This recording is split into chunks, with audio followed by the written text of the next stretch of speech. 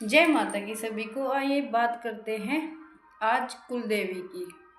माता की कैसे पूजा करें, कैसे माँ को प्रसन्न करें। पहले जानते हैं कुल देवी का महत्व। कुल देवी क्यों पूजी जाती है।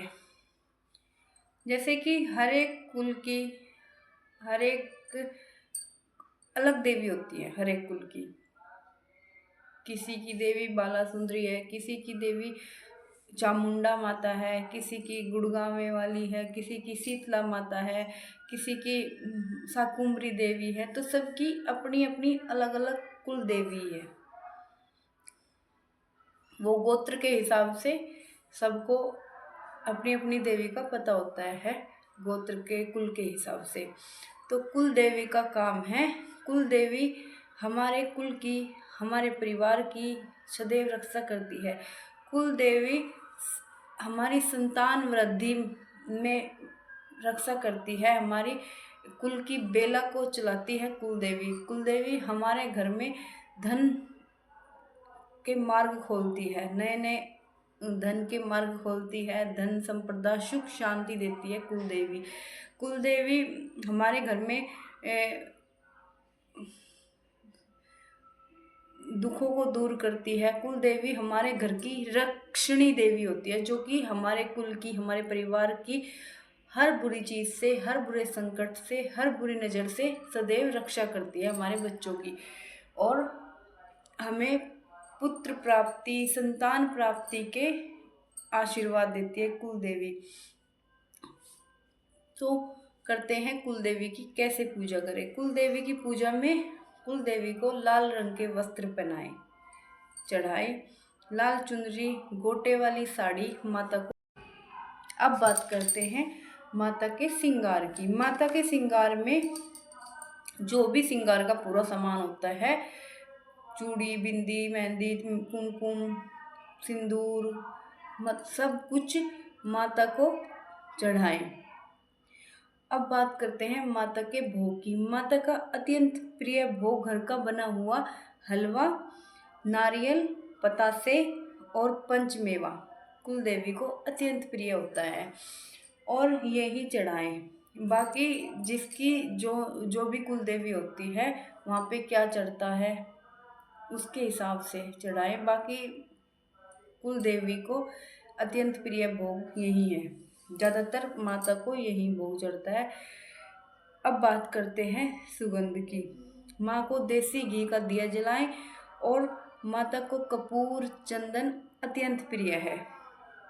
अब बात करते हैं पुष्प की। माता को गुलाब के पुष्प अत्यंत प्रिय हैं, और गुड़हल के पुष्प, लाल पुष्प माता को अत्यंत प्रिय हैं। तो माता की पूजा में इनका उपयोग जरूर करें। अब बात करते हैं कुल देवी का दिया कहाँ जलाएं। वैसे तो कुल देवी का दिया शाम के समय अपने मुख्य दरवाजे के दाईं तरफ कुल देवी का दिया जलता है। आप देसी घी का भी लगा सकते हैं, तेल का भी लगा सकते हैं, तिल के तेल का भी लगा सकते हैं। पर आप मंदिर में भी कुल देवी का दिया लगा सकते हैं, मंदिर में भी लगता है, और मुख्य दरवाजे के दाईं तरफ भी लगता है, और मंदिर में भी लगता है कुल देवी का दिया। आइए अब बात करते हैं माँ को क्या नारियल कैसे अर्पण करें। तो माता को महीने में एक बार।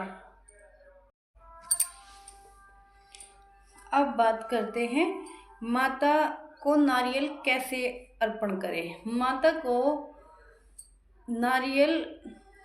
नारियल में चुन्नी लपेटकर आप माता को श्रृंगार और नारियल अपनी कुल देवी को छठे महीने या हर महीने आप अर्पण करें, या नवरात्रों में आप जरूर अर्पण करें, क्योंकि इससे कुल देवी खुश रहती है, और कुल देवी की हम पर कृपा बरसती है। और माता को सफ़ेद मिठाई का भोग भी जरूर लगाएं। अब बात करते हैं शुद्धता की।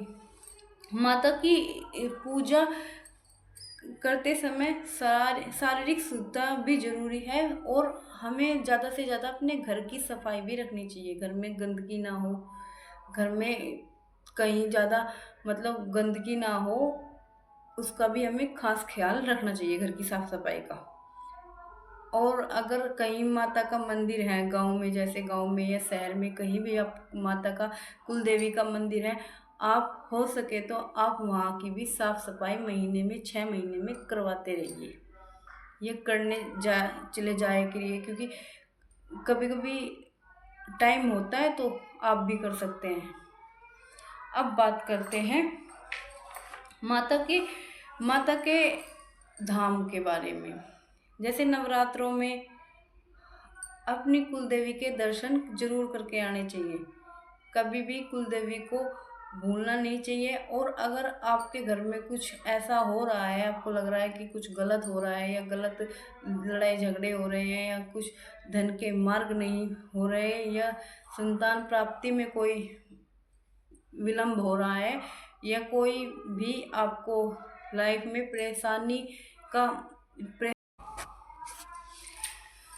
लाइफ में कोई भी परेशानी आपको देखनी पड़ रही है, तो आप कुल देवी का हर नवरात्रों में आप कुल देवी के दर्शन के लिए जाएं। कुल देवी के दरबार में जाके मत्था टेके और माता से क्षमा याचना करें और माता को प्रसन्न करें।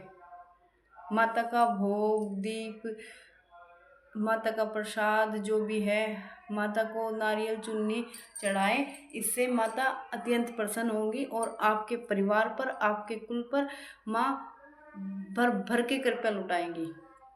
तो अब अभी ऐसा टाइम है कि आजकल लोग गलत चीज़ों की तरफ ज़्यादा भाग रहे हैं। गलत चीज़ों की तरफ भागने का एक रीज़न ये भी है कि ज़्यादातर लोग देवी देवताओं के बारे में जानते ही नहीं। अब मतलब किसी किसी को तो अपनी कुल देवी का ही नहीं पता है। तो कुल देवी को पूजना जरूरी है और कुल देवी के हर छठे महीने आप जाके मत्था टेको और कुल देवी को पूजो, अपने घर में पूजो, माता से क्षमा याचना करो।